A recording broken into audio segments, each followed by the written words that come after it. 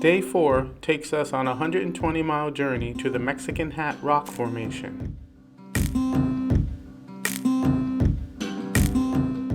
We then travel 35 miles to Monument Valley,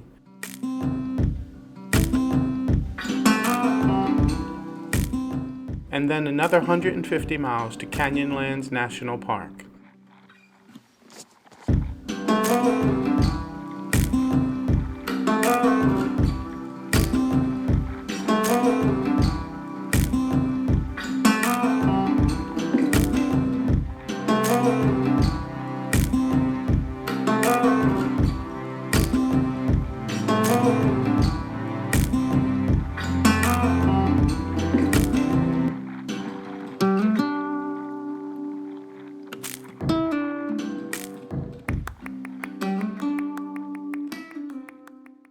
Mexican Hat is one of Utah's strangest rock formations.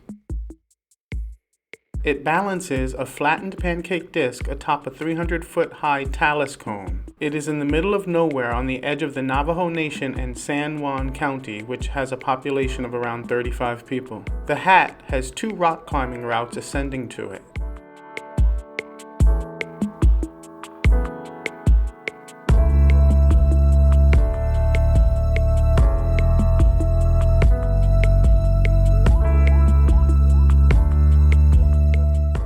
We arrived early in the morning, so the sun was directly behind it, slightly obstructing our view. It's hard to time your arrivals on long trips, but for the best views, an afternoon visit to the Hat is recommended.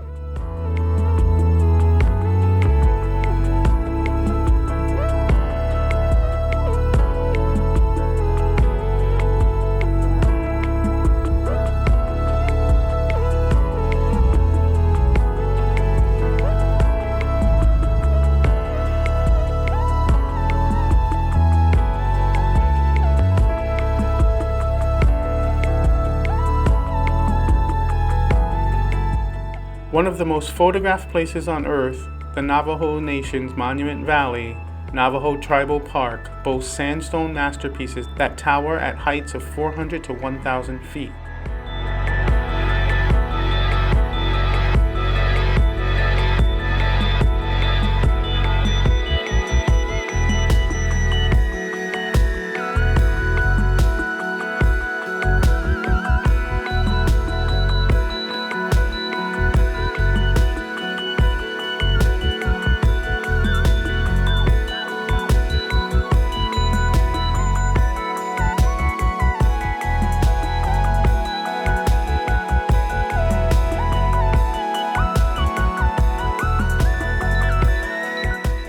The ceaseless pressure from below the surface for millions of years caused these structures to elevate between 1 to 3 miles above sea level, and what was once the basin became the plateau.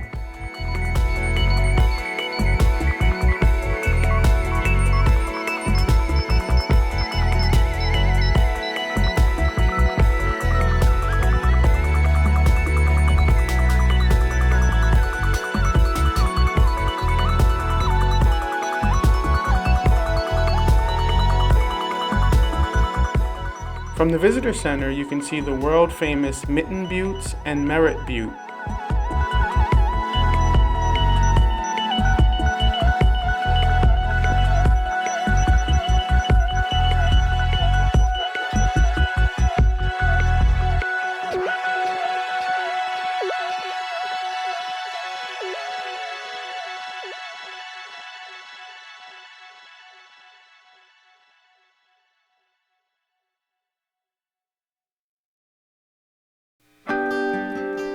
We did not take the 2.5-hour park tour as we were primarily interested in the most famous Forrest Gump Point. Forrest Gump Point is located on Highway 163 Scenic Drive, and there is a pull-off called Forrest Gump Hill where many travelers stand in the middle of the highway to take the iconic photo from the movie.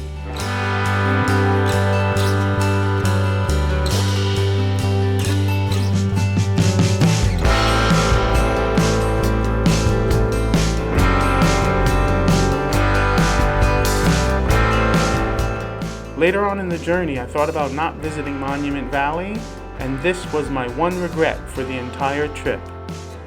Note to travelers, when you are on a once-in-a-lifetime trip, make sure you see everything. It does not matter if you have a schedule, places to go, or tired travelers. Make sure you see everything you want to see because you may never get a chance to do it again. After leaving Monument Valley, we made a pact to really explore and not skip any other places we really wanted to visit.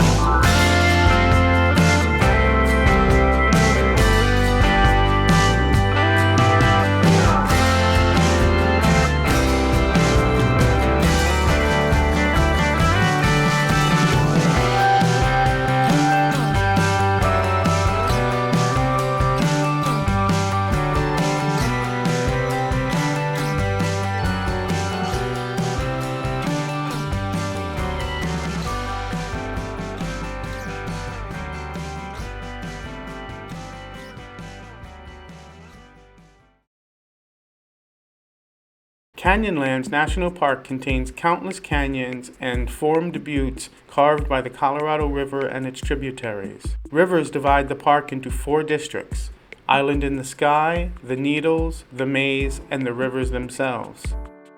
Spanning more than 337,000 acres of land and water, Canyonland is Utah's largest national park.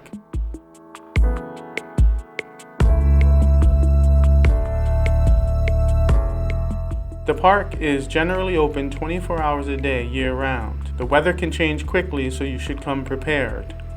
It was 95 and sunny in the desert 5 minutes before we arrived at the park, and then it quickly became windy and rainy.